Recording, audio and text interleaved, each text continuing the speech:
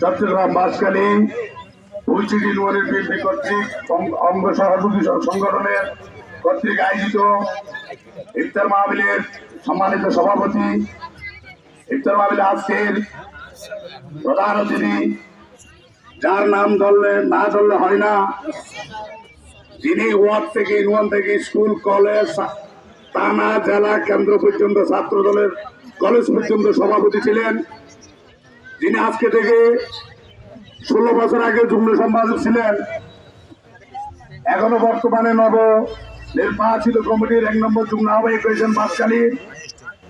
বর্তমান বাঁশখালী বিএনপির এক কথাই বললে চলে, উনি আমাদের প্রাণপ্রিয় নেতা, বারবার কারণ নির্যাতিত নেতা, যিনি বাঁশখালীতে যারা বিএনপি করে জেল কাটেছেন তাকে প্রতিদিন রিমান্ডে রাখাছে। আপনারা সবাই জানেন ওনাকে এই 2016 বছরের মধ্যে 3টি অস্ত্র মামলা দেওয়া হয়েছে। 2016 থেকে 2018, 2025 পর্যন্ত। আমি বেশি কথা বলবো না। উনি খুব নির্যাতিত, উনি খুব মজলুম।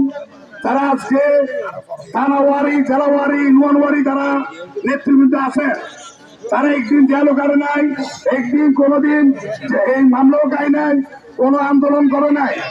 আমরা লিয়াকত ভাইয়ের নেতৃত্বে চট্টগ্রাম থেকে বাঁশখালী থেকে চট্টগ্রাম টু পুরো ঢাকা বাংলাদেশ পর্যন্ত লিয়াকত ভাইয়ের নির্দেশে আমরা সমস্ত জায়গায় আন্দোলন মিটিং করেছি এবং আমরা লিয়াকত ভাইয়ের নেতৃত্বে নির্দেশ ক্রমে যারা ছিলাম, আমি নিজেই জেল গেছি, আমারও 26টা মামলা আছে। আমি শুধু লিয়াকত ভাইয়ের পক্ষে বিএনপি করছি বিদায়। আমি আপনাদেরকে বাঁশখালীর আপনার জনগণকে আমি বলবো, উচ্চার আহ্বান জানাবো, তারা আজকে হাইব্রিড, তারা বড় বড় নেতা আসতেছেন, তারা কোনো দেখলে আন্দোলন করে নাই, মিছিলও করে নাই, মিটিংও করে নাই, জেলও কাটে নাই, আজকে মানুষের কাছে ইচ্ছে বড় বড় কথা বলতেছে।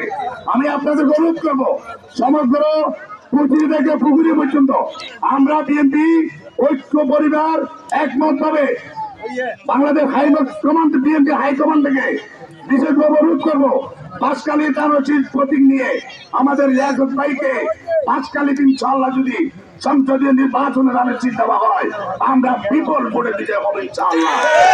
আমি আপনাদেরকে সবাইকে মাহে রমজানের ইফতার মাহফিলের নামাজ পড়ে লিয়াকত ভাইকে দানের চিনতে প্রতীক দেওয়ার জন্য অত্যন্ত আহ্বান জানাবো।